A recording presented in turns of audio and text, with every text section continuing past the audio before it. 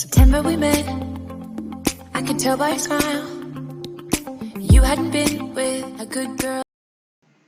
Hello नमस्ते सबको, welcome back to my channel. और आज के सेशन में हम पढ़ेंगे क्लास 9th का chapter 5 the fundamental unit of life. ये आपके एनसीईआरटी टेक्स्ट बुक का है।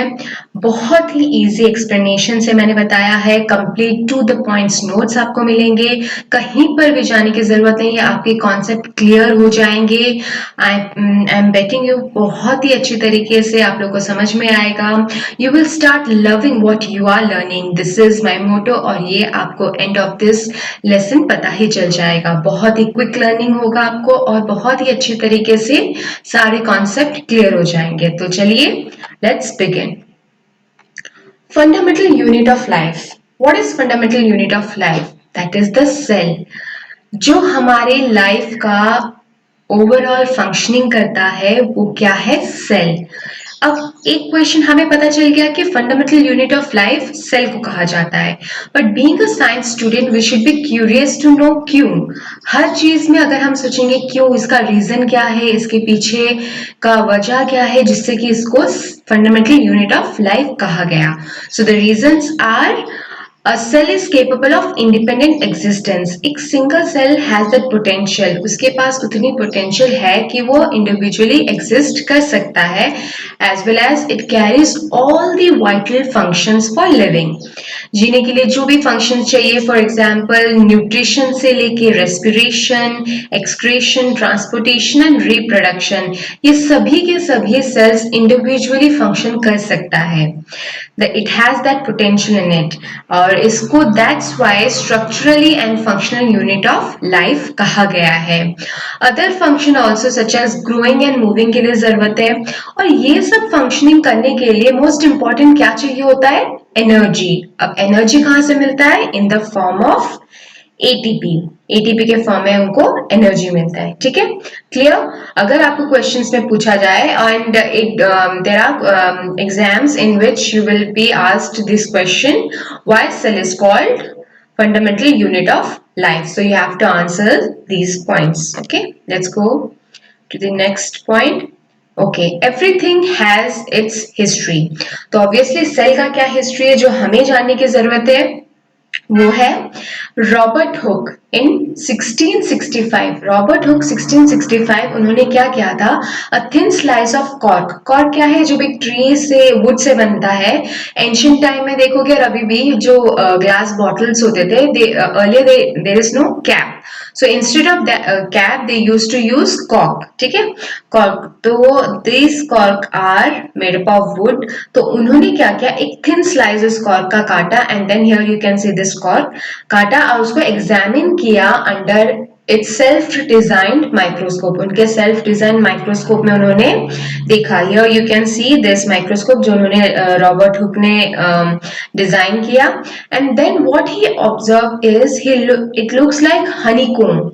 जब ये कॉर्क के स्लाइस को देखा तो उनको मधुमक्खी के छत्ते जैसा, मधुमक्खी का छत्ता कैसा होता है, उसमें आपने ऑब्वियसली आपके लाइफ में कभी ना कभी देखा होगा जिसमें कि छोटे छोटे कंपार्टमेंट्स, लिटिल कंपार्टमेंट्स जैसा रहता है, ब्लॉक जैसा। तो सेल वैसे ही दिखा, जैसे आप यहाँ देख सकते हो, उन्होंने माइक्रोस्कोप में देखा, सॉरी, तो इस तरीके से दिखा। तो उन्होंने क्या किया? लैटिन जो सेल है, इट्स अ लैटिन वर्ड जिसका मतलब होता है लिटिल रूम। ठीक है, and all living things are composed of cells. ठीक है, सेल से हम every living thing is composed of cell, और सारे सेल्स को मिला के क्या बनता है? टिश्यूज। और बहुत सारे टिश्यूज को मिला के बनता है ऑर्गन, और बहुत सारे ऑर्गन को मिला के बनता है ऑर्गन सिस्टम, और बहुत सारे ऑर्गन सिस्टम को बना के बनता है human body. This cycle you should know. Cell से बनता है टिश्यूज, टिश्यूज से बनते हैं ऑर्गन, ऑर्गन से ऑर्गन सिस्टम, और ऑर्गन सिस्टम से ह्यूमन बॉडी। क्लियर? हिस्ट्री आप लोगों को क्लियर हो गया होगा। आपको रॉबर्ट हुक याद रखना है, उनके honeycomb structure that is the cork का रखना है, और जिसे लिटिल कंपार्टमेंट कहा जाता है। Clear? Okay, next. Okay, cells of an onion pill. This experiment is very important आपके एग्जामिनेशन पॉइंट ऑफ व्यू के हिसाब से। आपको क्वेश्चंस इस एक्सपेरिमेंट से मिलता ही है, और इस एक्सपेरिमेंट से you can visually observe the cells. ठीक है, सेल्स के इंटरनल स्ट्रक्चर पूरे नहीं दिखेंगे, आपको एटलीस्ट ओवरऑल स्ट्रक्चर का पता चल जाता है with this simple experiment. What all things are required? इसके लिए हमें चाहिए slide, iodine solution, most important onion और एक cover slip. So let's begin the experiment. What you have to do, you have to take a thin slice of onion from its concave part. Concave आपने पढ़ा होगा, जो आप 11th class में पढ़ा होगा. concave क्या होता है? ये जो curved part है, इसका inner side से आपको क्या करना है? एक thin layer लाना है with the help of a forceps. इसको forceps कहते हैं, जो इसको tweezer जैसा रहता है. तो इन योर हाउस आपने कभी देखा होगा, जो मम्मी काटती होगी प्याज, या आपने भी कभी काटा होगा, तो जब काटते हो एक थिन स्लाइस निकल आता है कभी कभी. So that is the epidermis layer. तो उस लेयर को क्या करना है? Carefully you have to place it on a slide. ठीक है, स्लाइड में प्लेस करना है and make sure it's flat as possible. ठीक है, फ्लैट हो गया. And then what you have to do, you have to add 2 drops of iodine solution. ठीक है, आपने यहाँ 2 ड्रॉप्स डाल दिया and then carefully placed the cover slip without bubbles being trapped beneath. इसके अंदर बबल्स ना बने तो आपको क्या करना है? ऐसे कवर स्लिप को स्लाइड के यहाँ इंक्लाइंड रख के धीरे धीरे उसको अंदर प्रेस कर देना है, डाल देना है. ठीक है, तो हमारा स्लाइड रेडी है. Then the next final step is to look through microscope. Microscope में हम देखेंगे, जस्ट फोकस करेंगे एंड देन हमें कुछ ऐसा पिक्चर दिखेगा. ठीक है, ये आपके स्कूल में आपके टीचर जरूर कराएंगे. अगर नहीं कराएंगे तो आप लोग बोलना कराने के लिए, और आप खुद से ही स्टेप्स बताना, क्योंकि आपने स्टेप्स यहाँ सीख लिया है तो आपको बहुत ही स्मार्टली तरीके से बताना है. तो अब हम देखेंगे इसमें क्या दिख रहा है, ये डॉट्स क्या है, लाइन क्या है. सो दिस आउटर बाउंड्री जो लाइन है उसे हम कहते हैं सेल वॉल. क्या कहते हैं? It's the cell wall. And इसके अंदर जो है वो है साइटोप्लाज्म. क्या है? साइटोप्लाज्म. हम इन सब के बारे में डिटेल आगे पढ़ेंगे. और ये जो ब्लैक डॉट्स दिख रहे हैं, इतना लाइट विजुअल यहाँ आप देख सकते हैं, जो ब्लैक डॉट्स दिख रहे हैं वो है आपका न्यूक्लियस. और ये जो स्टेन करते हैं, आयोडीन सोल्यूशन डाला है, आप instead of that safranin and methylene blue भी यूज कर सकते हैं. इसमें मिथिलिन ब्लू यूज किया गया है और इसमें आयोडीन. एंड व्हाट हैपेंस, जो साइटोप्लाज्म है उसने कलर टेकअप नहीं किया है because it's a fluid medium. And बाकी जो आपका न्यूक्लियस और सेल वॉल है उसमें अच्छी तरीके से स्टेन टेकअप किया है, इसलिए वो क्लियरली विजिबल है. ठीक है, क्लियर? आपको फिर से दिखा देती हूँ. आप एक पिक्चर देख लेंगे तो आपके दिमाग में बैठ जाएगा. आपको ये निकालना है, देन स्लाइड में डालना है, then 2 drops of iodine, then cover slip, then microscope. Clear? Will move on to next. Okay, sorry, types of organisms on the basis of number of cells. ठीक है, नंबर ऑफ सेल्स के हिसाब से types of organism 2 types के होते हैं. Number 1 is unicellular organism and number 2 is multicellular organism. तो unicellular नाम से पता चलता है, यूनि मीन सिंगल, जो कि एक सिंगल सेल्ड ऑर्गेनिज्म होता है और it performs all function by single cells. ठीक है, इनकी लाइफ स्पैन शॉर्ट होती है और इसके एग्जांपल्स हैं अमीबा, बैक्टीरिया और पैरामीशियम. तो अमीबा का डायग्राम ये देख लीजिए, आपने पहले भी छोटे क्लास में पढ़ा होगा. ठीक है, so these are what unicellular organism. एक सिंगल सेल है, ये एंटायर एक सिंगल सेल है. ठीक है, मल्टीसेल्युलर ऑर्गेनिज्म क्या है? मल्टी मीन्स मैनी, तो बहुत ही नंबर ऑफ सेल्स को क्या कहते हैं? Multicellular organism. और वो different cells perform different functions. ठीक है, तो डिफरेंट सेल्स हम नेक्स्ट स्लाइड में देखेंगे क्या क्या है और इनके लाइफ स्पैन क्या होते हैं, बहुत लॉन्ग होते हैं. ठीक है, examples we know what we are multicellular organism. ठीक है, we are not unicellular organism. So human, trees and animals. Next, so जो हम मल्टीसेल्युलर में पढ़ रहे थे, various types of cells perform different functions. तो these are the red blood cells, epithelial cells, ovum cells, smooth muscle cells, bone cells, nerve cells and sperm cells. ठीक है, तो ये नर्व सेल्स आपके नर्वस सिस्टम में काम आता है, बोन सेल्स तो आपके मसल्स हैं, और ओवम और जो स्पर्म है आपकी ये सेक्सुअल सेल्स हैं जो कि आपको रिप्रोडक्शन में काम आता है, वो आप आगे देखेंगे. ठीक है, रेड ब्लड सेल्स आपके ऑक्सीजन ट्रांसपोर्टेशन के लिए रहता है, तो वो भी आप आगे देखेंगे. ठीक है, और एपिथेलियल आपके प्रोटेक्शन के लिए रहता है. तो these are the various cells. आपको जस्ट ओवरलुक करना है एंड देन आगे के क्लासेस में आप पढ़ेंगे. ठीक है, नेक्स्ट, तो most important, what is cell made up of. हमें सेल्स पता चल गया, उसका फंक्शन क्या है, वो सारी फंक्शनिंग करता है, बट अब सेल बनता किससे है. ठीक है, three main components of cells आपको पता होने चाहिए। पहला है सेल मेम्ब्रेन, जिसको हम प्लाज्मा मेम्ब्रेन भी कह सकते हैं, एंड नेक्स्ट है न्यूक्लियस और cytoplasm. Here you can see the cell membrane जो आउटर कवरिंग है, और ये सेंटर जो न्यूक्लियस है, और ये जो एरिया है, स्पेस है, एम्प्टी स्पेस जो है, उसको कहते हैं cytoplasm. An individual will study about it's functioning and other things. ठीक है, okay, we're starting with cell membrane or plasma membrane. So this is the outermost covering of the cell, जैसे आपने देखा था, and what happens, it separates the content of the cell from the external environment.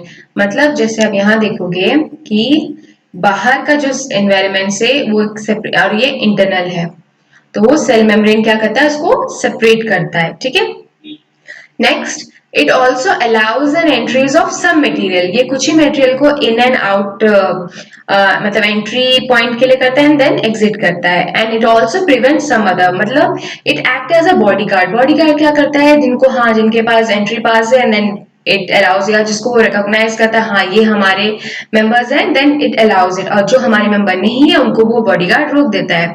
So that's why this process is called, it is a selectively permeable membrane. Bodyguard मत लिख देना, it's a selectively permeable membrane. So आप यहाँ देख सकते हो कुछ ऐसा स्ट्रक्चर दिखता है आपका, अगर आप सेल मेम्ब्रेन का देखेंगे। अभी आपका स्ट्रक्चर इतना मॉडर्न नहीं है, बट देन हायर क्लासेस के लिए आप लोग को मेक श्योर होना चाहिए कि ऐसा दिखता है, जो कि and it is made up of proteins and lipids. जो लिपिड्स के ये हैं और ये सब प्रोटीन्स है। ये प्रोटीन चैनल से क्या होता है, बाहर आउटसाइड से इनसाइड आने के लिए जो भी मटेरियल्स है आपके, कार्बन डाइऑक्साइड हो गया, ऑक्सीजन, उन सबको आने के लिए ये हेल्प करता है। ठीक है, तो आपको मोस्ट इंपॉर्टेंट क्या याद रखना है कि सेल मेम्ब्रेन क्या है, इट्स अ सिलेक्टिवली परमिएबल, वो सिलेक्ट करता है। परमिएबल मतलब अलोइंग। ठीक है, the ability to allow is called selectively permeable membrane. और ये जो सेल प्लाज्मा मेम्ब्रेन क्या होता है, सेल मेम्ब्रेन जो है फ्लेक्सिबल रहता है, सॉरी फ्लेक्सिबल होता है। It's flexible and can be folded, broken and reunited. ये आपका फोल्ड भी हो सकता है, ब्रोकन भी हो सकता है, और बाद में ये रीयूनाइट भी हो सकता है। एंड देन आई सेड कि प्रोटीन और लिपिड से बनता है। क्लियर? सो प्लाज्मा मेम्ब्रेन की ये चीजें आपको याद रखनी है। नेक्स्ट, अब हमें पता चल गया कि हाँ ठीक है, वो अलाउ करता है और एंट्री एंड एग्जिट करता है, but then how does the movement of substance takes in place into the cell, how do substance move out of this cell. ठीक है, ये चीजें हम जानना है। इसके लिए two mechanism are required, one is diffusion and the other is osmosis. ठीक है, तो will start with diffusion. Diffusion क्या होता है, it is a spontaneous movement, it is a spontaneous movement of substances from a region of higher concentration to a lower concentration। क्या होता है, ये से spontaneous movement होता है। अब इसके एग्जांपल्स अगर आप पहले के साथ I will explain you. Carbon dioxide और ऑक्सीजन, ठीक है, क्या होता है फ्रॉम हायर कॉन्सेंट्रेशन। अब ये आप लोग का है सेल मेम्ब्रेन। ठीक है, ये बाहर का है, ये इनसाइड का है। अब बाहर के में क्या देखेंगे कि ऑक्सीजन का कॉन्सेंट्रेशन ज्यादा है, तो जहां ज्यादा है फ्रॉम हायर कॉन्सेंट्रेशन टू क्या होगा, वो डिफ्यूज होके जाएगा लोअर कॉन्सेंट्रेशन। यहाँ ऑक्सीजन कम है, तो अब ये एरो मार्क देख सकते हैं, वो अंदर की तरफ आया है, तो इनसाइड द सेल। अगर सेल के बाहर क्या बोलते हैं, ऑक्सीजन कॉन्सेंट्रेशन ज्यादा है, तो it will make sure through diffusion ये ऑक्सीजन आपके अंदर आएगा। और अगर अंदर कार्बन डाइऑक्साइड ज्यादा है, तो ये क्या करेगा, बाहर अंदर से बाहर में भेज देगा। ठीक है, तो this is called simple diffusion. और ये क्या प्ले रोल करता है, for gases exchange in the cell. ठीक है, simple diffusion. Clear? The movement, spontaneous movement of substances from a higher concentration region to a lower concentration region. Clear? तो इस तरीके से आपका जो मटेरियल है वो पास होता है। नेक्स्ट आपका आ जाता है ऑस्मोसिस। ऑस्मोसिस में क्या होता है, द पैसेज ऑफ वाटर, ये आपको याद रखना है, water from a region of higher water concentration through a semi permeable membrane to a region of low water concentration. Semi permeable membrane is very important here। मतलब semi permeable means वो कुछ ही चीज को अलाउ करता है जो कि जाना चाहिए। अब जैसे यहाँ आप डायग्राम में देख सकते हो, ये आपका एक सेमी परमेबल मेम्ब्रेन बन गया, और यहाँ वाटर कॉन्सेंट्रेशन, और ये सल्यूट शुगर मॉलिक्यूल है, सल्यूट है, और ये है आपका सॉल्वेंट। तो वाटर क्या है आपका सॉल्वेंट, तो जो कि है डिफ्यूजन ऑफ सॉल्वेंट होता है ऑस्मोसिस में। तो ये वाटर मॉलिक्यूल्स हम अगर ऑस्मोसिस के थ्रू से क्या होता है, ये चले जाता है इस side through a semi permeable membrane, ठीक है। तो आपको यहाँ अभी क्लियरली पता चल जाएगा difference between diffusion and osmosis. People do get confuse on in these two terms. Diffusion में क्या होता है, जो सल्यूट मॉलिक्यूल्स होते हैं, मान लो जो कि सॉल्ट या शुगर मॉलिक्यूल्स होते हैं, वो इवनली डिस्ट्रीब्यूट हो जाते हैं सॉल्वेंट में, ठीक है। पर इन केस ऑफ ऑस्मोसिस क्या होता है, सॉल्वेंट मॉलिक्यूल्स वैसे solute molecule as it is रहते हैं, बट द सॉल्वेंट क्या होता है, वो पास ऑन, सॉल्वेंट मींस जो वाटर क्या होता है, through semi permeable membrane pass हो जाता है टू लोअर कॉन्सेंट्रेशन, और देन यहाँ का कॉन्सेंट्रेशन बढ़ जाता है। दैट इज कॉल्ड ऑस्मोसिस, ठीक है। Next will go, so what will happen if you put an animal cell or a plant cell into a solution of sugar or salt in water? तो अगर हम क्या करेंगे, एक एनिमल सेल हो या प्लांट सेल हो, उसको हम कुछ सोल्यूशन ऑफ वाटर में, जो शुगर सोल्यूशन या सॉल्ट सोल्यूशन में डालेंगे, तो क्या होगा।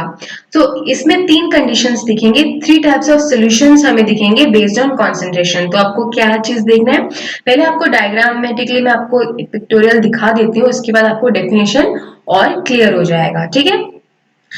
एक होता है हाइपोटोनिक सोल्यूशन, एक होता है आइसोटोनिक सोल्यूशन, एक होता है हाइपरटोनिक सोल्यूशन। हाइपोटोनिक सोल्यूशन में आपको यहाँ क्या दिख रहा है, ये जो H2 है, एरोमा क्या है, इनसाइड द सेल जाता है, ठीक है। जब इनसाइड द सेल जाता है और जब बहुत ज्यादा वाटर कॉन्सेंट्रेशन हो जाता है तो क्या होता है, बर्स्ट आउट हो जाता है। बट आइसोटोनिक में क्या दिख रहा है कि H2 अंदर जा भी रहा है और बाहर आ भी रहा है, जिससे क्या होता है, इक्विलिब्रियम मेंटेन होता है and the cell is as it is, ना बर्स्ट होता है ना कुछ होता है। नेक्स्ट है आपका हाइपरटोनिक सोल्यूशन। हाइपरटोनिक सोल्यूशन में क्या दिख रहा है, आपका H2O बाहर की तरफ जा रहा है, तो इससे क्या हो रहा है, सेल का साइज वो श्रिंक हो जा रहा है। सिमिलर प्लांट्स के केस में, प्लांट्स के केस में अगर H2 अंदर आता है तो टर्जिड रहता है, ये फ्लैसिड हो जाता है, और इसमें प्लाज्मोलाइसिस, मतलब जो प्लाज्मोलाइसिस में क्या है, मतलब कि आपके जो सेल वॉल है, सेल वॉल से जो आपके जो साइटोप्लाज्म इनर कंस्ट्रुएंट है वो श्रिंक हो जाता है, उनके वॉल से हट जाता है।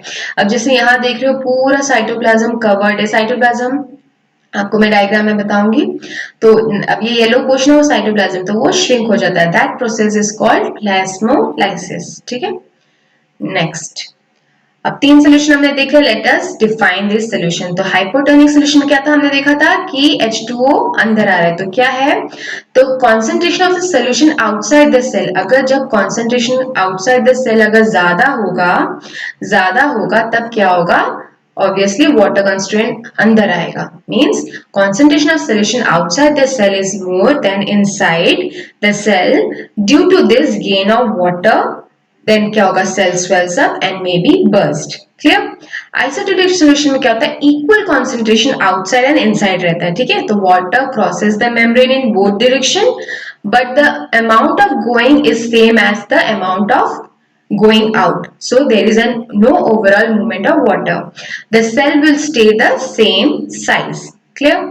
हाइपरटोनिक सोल्यूशन में क्या देखते हैं हम कि concentration of solution outside the cell is less, अगर बाहर concentration कम है than the inside, तो उससे क्या होगा, cell loses water and gradually shrinks, ये श्रिंक हो जाता है, ठीक है। क्योंकि सेल के कॉन्सेंट्रेशन में अगर इनसाइड कॉन्सेंट्रेशन ज्यादा है और बाहर कम है, तो ऑब्वियसली वाटर बाहर जाएगा और वो श्रिंक हो जाएगा।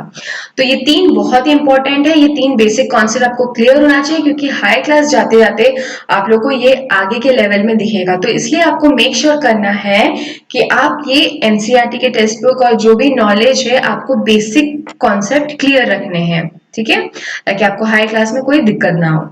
Next, cell wall. तो थ्री कंपोनेंट्स में, पहले थ्री कंपोनेंट में सेल मेम्ब्रेन का जो हमने पढ़ा, सेल मेम्ब्रेन, देन आपका आता है न्यूक्लियस एंड साइटोप्लाज्म। तो अभी सेल मेम्ब्रेन से रिलेटेड आपका एक आता है सेल वॉल। तो cell wall lies outside the plasma membrane. तो प्लाज्मा मेम्ब्रेन जो ये अंदर है, इसके येलो लाइनिंग है, उसमें आपको ये प्लाज्मा मेम्ब्रेन आपका येलो लाइनिंग है, उसके बाहर आपका जो एक और एक लाइनिंग है ग्रीन वाला, ये सब ये है आपका सेल वॉल। आपको ये चीज बहुत ध्यान रखना है कि cell wall is absent in animal cell, it is only present in plant cell, ठीक है।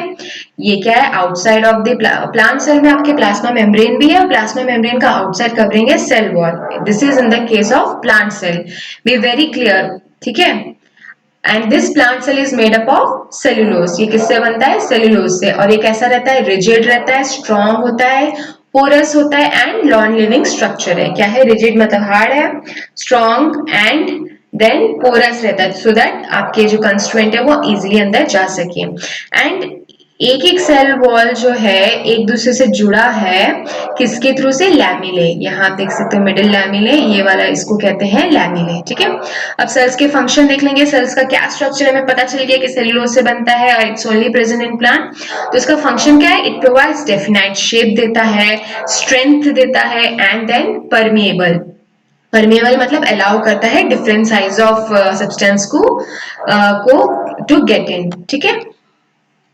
Next will go on to nucleus. Nucleus, ये देखो ये एक ऐसा टाइप का न्यूक्लियस दिखता है स्ट्रक्चर. न्यूक्लियस को हेडक्वार्टर ऑफ सेल भी कहा जाता है क्योंकि सारे फंक्शनिंग, सारे सेलुलर एक्टिविटीज को डायरेक्ट और कंट्रोल कौन करता है, आपका न्यूक्लियस. सबको question might be asked in your exam, why nucleus is called headquarter of cell और which organ of the cell is called the headquarter of the cell. So it's the nucleus. क्यों, why? Obviously हर चीज का why question तो obviously आता है. So because it directs and controls the cellular activities. ठीक है. And again nuclear has a double layer. It has a double layer covering which is called the nuclear membrane. And nuclear envelope लिखा है तो it's a nuclear membrane. और इस membrane में क्या होता है, small small पोर्स भी होते हैं. ठीक है. Which allows the transfer material from inside the nucleus to the outside cytoplasm में. ठीक है. सो ये पोर्स हो गए. और एक चीज आपको देखना है, जो eukaryotic cells and prokaryotic cells में आगे और क्लियरली डिफाइन करेंगे. अभी के लिए आप लोग ये दिमाग में रखें कि यूकैरियोटिक सेल्स में क्या होता है, अ वेल डिफाइंड न्यूक्लियस रहता है. वेल डिफाइंड न्यूक्लियस मीन्स जिसमें कि जो न्यूक्लियर एनवेलप है, जो न्यूक्लियर मेम्ब्रेन है, प्रेजेंट रहता है. But where as in prokaryotic cells a well defined nucleus is absent. Because क्यों एब्सेंट है वेल डिफाइंड न्यूक्लियस, क्योंकि उसमें जो न्यूक्लियर एनवेलप या न्यूक्लियर मेम्ब्रेन रहता है वो एब्सेंट रहता है. ठीक है. मैं आगे डिफरेंस में आपको अगेन बताऊंगी, बट अभी के लिए ये चीज याद रखो कि eukaryotic cells well defined nucleus, prokaryotic cells not well defined nucleus. ठीक है, एब्सेंट रहता है. नेक्स्ट और क्या पॉइंट्स हम देख लेंगे कि इनसाइड द न्यूक्लियर मेम्ब्रेन हमें पता चल गया न्यूक्लियर मेम्ब्रेन में क्या क्या रहता है. आपका न्यूक्लियोलस रहता है, क्रोमोसोम्स रहते हैं, क्रोमोसोम्स ऐसे हैं एंड क्रोमैटिन मटेरियल. ये क्रोमैटिन मटेरियल क्या होता है कि अगर आपका जो सेल डिवीजन के टाइम ये सब फंक्शनिंग करता है, आपको ओवरऑल अभी थोड़ा बहुत जान लेना है क्योंकि ये हायर क्लास में आपको मोर डिटेल में बताया जाएगा. अभी के लिए आपके this level for your 9th class level आपको बस इतना बताना चाहिए कि न्यूक्लियस के अंदर क्या क्या रहता है, न्यूक्लियर मेम्ब्रेन के अंदर क्या क्या रहता है. ठीक है. ओवरऑल तो हमें क्या पता चल गया, न्यूक्लियोलस रहता है, क्रोमोसोम्स रहता है, क्रोमैटिन मटेरियल्स रहता है. तो ये क्रोमैटिन मटेरियल जब सेल डिवीजन नहीं रहता तो क्रोमैटिन मटेरियल रहता है, but then cell division start होने के लिए क्या होता है, ये क्रोमैटिन मटेरियल जो कॉइल्ड अप है अरेंज होके इस शेप में आ जाते हैं, क्रोमोसोम्स के शेप में. अब क्रोमोसोम्स क्या है, क्रोमोसोम्स जो कंसिस्ट ऑफ डीएनए, जो ये क्रोमैटिन मटेरियल भी कहा जाता है, जो consist of DNA and protein. तो देखो इसके अंदर जो ये एंटेंगल्ड है एकदम राउंड और long, these are the DNA. देखो ये आगे जाके and this balls are the protein. इसको हिस्टोन प्रोटीन कहते हैं, आप हाई क्लास में पढ़ेंगे. ठीक है. तो आपको क्या पता होना चाहिए कि क्रोमोसोम्स के अंदर डीएनए होता है, डीएनए एंड प्रोटीन रहता है. और ये प्रोटीन जो है, डीएनए जो है, आपके heredity features, chromosomes contain information of inheritance of features from parents to next generation. जो हम डीएनए हमेशा कहते हैं डीएनए टेस्ट वगैरह, तो मतलब क्या होता है, आपके पेरेंट्स के जीन्स आपको मिलते हैं तो उससे आपको कुछ उनके कैरेक्टरिस्टिक्स फीचर्स मिलते हैं. ठीक है. So that is called inheritance. आप इनहेरिट करते हो सर्टन फीचर्स. तो न्यूक्लियस इज द मेन, इसमें स्टार्टिंग में कहा है, it directs and controls the cellular activities. ठीक है, इंपॉर्टेंट है. अब न्यूक्लियस के points clear. Okay, next will go on to, as I said, difference between prokaryotic cells and eukaryotic cells, and this is important, it will come in your exams. तो क्या है, prokaryotic cells obviously generally small in size रहते हैं. Example 1 to 10 micrometres रहता है, इसको हम micrometer कहेंगे. And then eukaryotic cells are large, 5 to 100 micrometer. And the nuclear region is called nucleoid. Prokaryotes में न्यूक्लियोइड कहते हैं because it is not surrounded by nuclear membrane. Clear? It is not surrounded, as I said earlier, but in eukaryotic cells, the nuclear material is surrounded by nuclear membrane. ठीक है? And here in prokaryotes, a single chromosome is present, and यहाँ only more than one chromosomes are present. और nucleus जो आपने यहाँ देखा था, ये रहा nucleus, it's absent in prokaryotic cells but it is present in eukaryotic cells. और मेम्ब्रेन बाउंड सेल ऑर्गेनल्स जो आपके साइटोप्लाज्म में रहता है, जो आप आगे पढ़ेंगे, वो एब्सेंट रहता है प्रोकैरियोटिक सेल्स में, बट वेराज इन यूकैरियोटिक सेल्स वो प्रेजेंट रहता है. ठीक है, बहुत सारे सेल ऑर्गेनल्स रहते हैं जो फंक्शनिंग में काम आते हैं. ठीक है, जो हम आगे पढ़ेंगे. एंड देन सेल डिविजन क्या होता है? सेल डिविजन इसमें फिशन और बडिंग होता है, और इसमें सेल डिविजन होता है माइटोटिक और मियोटिक. इसके एग्जांपल्स देख लेंगे, बैक्टीरिया, ब्लूगिन एल्गाe, और इसके एग्जांपल्स हैं ह्यूमन, प्लांट्स, एनिमल्स, फंगाई. ठीक है, क्लियर?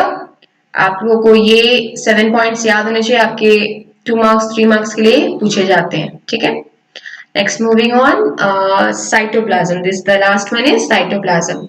तो the cytoplasm is the fluid content. जैसे मैंने कहा था, ये जो एरिया है आप यहाँ देख सकते हो पिक्चर में, साइटोप्लाज्म जो येलो पार्ट है वो पूरा साइटोप्लाज्म है, वो क्या एक फ्लूइड कंटेंट है. ठीक है, and it contains specialised cell organelles. ये जो आप लोग को यहाँ ऐसे पिक्चर्स दिख रहे हैं, ये माइटोकॉन्ड्रिया है, माइक्रोट्यूबुल्स, एंडोप्लाज्मिक रेटिकुलम, जो हम आगे पढ़ेंगे, अभी आपको समझ में नहीं आएगा. तो ये साइटोप्लाज्म में ये जो आपको दिख रहे हैं, ये है cell organelles, specialised cell organelles. तो हमने क्या पढ़ा था? प्रोकैरियोट यूकैरियोट में किस में सेल ऑर्गेनल्स एब्सेंट रहते हैं? प्रोकैरियोटिक्स में. यूकैरियोटिक्स में क्या रहता है? सेल ऑर्गेनल्स प्रेजेंट रहते हैं. ठीक है, तो ऑब्वियसली तो ये क्या आपके एक एनिमल सेल्स है. ठीक है, तो अब each organelles perform specific functions of the cell for the cell. ठीक है, और साइटोसोल क्या था? Aqueous component of the cytoplasm. ये जो एक्वस कंपोनेंट है उसको हम साइटोसोल भी कहते हैं. Now question for you is, why viruses do not show characteristics of life until they enter in living body? ये क्वेश्चन आपके लिए है और आपको इसका आंसर आपके टेक्स्ट बुक में ही मिलेगा. Go through the text book, आपको इसका आंसर मिलेगा. Do comment me and give me your answer. ठीक है, तो क्लियर? हमने क्या क्या पढ़ा? हमने पढ़ा about the cell membrane, plasma membrane, cell wall, then we read about nucleus and now cytoplasm. ठीक है, क्लियर हो गया सब चीज? Is next is now in your part 2. ये पार्ट 1 था जिसमें आपको मैं इतना ही बताया, ताकि एक साथ ज्यादा बताने से आप लोग का दिमाग में नहीं जाएगा. तो जितना आज पढ़ा है होपफुली आपके दिमाग में गया होगा, and you can again watch it so that आपका रिविजन हो जाए. एंड एक ही बार में अगर आप ध्यान से सुनेंगे each and every word of what I am saying, आपको वो पूरा याद हो जाएगा, समझ में आ जाएगा. ऐसा नहीं है कि आपको डेफिनेशन एकदम रट्टा माना, आपको अंडरस्टैंड करना है. When you understand the concept, you will easily you can make your own sentence and write the definition. It's not a big issue, it's not a very difficult subject, it's very easy. Just the thing is you have to understand it. Understanding is most important, and मेरा छोटा सा effort था कि आप लोगों को समझ में आ सके. ठीक है, तो नेक्स्ट चैप्टर में हम पढ़ेंगे, इसी चैप्टर का पार्ट 2 में हम देखेंगे सेल ऑर्गेनल्स के बारे में, जो मैं बार बार बोल रही थी. तो 6 टाइप्स ऑफ सेल ऑर्गेनल्स जो है हम पढ़ेंगे. एंडोप्लाज्मिक रेटिकुलम के बारे में, Golgi apparatus, lysosomes, mitochondria, plastids and vacuoles. And part 3 में हम देखेंगे what are the questions related to this chapter. Clear? So part wise करेंगे. आज आप लोगों का पार्ट 1 में जितना भी हमने पढ़ाया है, cytoplasm, difference between this and then nucleus के बारे में, सेल वॉल के बारे में, एंड दिस 3 सॉल्यूशंस क्या है, देन डिफ्यूजन एंड ऑस्मोसिस का डिफरेंस क्या है, कैसे है, कॉन्सेप्ट आपको समझना है. Cell membrane, plasma membrane, and what is cell, that is the same thing, और various types of cells, and then number based on the number of cells organism का. And this is the experiment and history. That's it. Okay, तो हम next class में पढ़ेंगे. Thank you so much for watching my channel, and you will get all this tick marks after watching this video. ठीक है, thank you so much.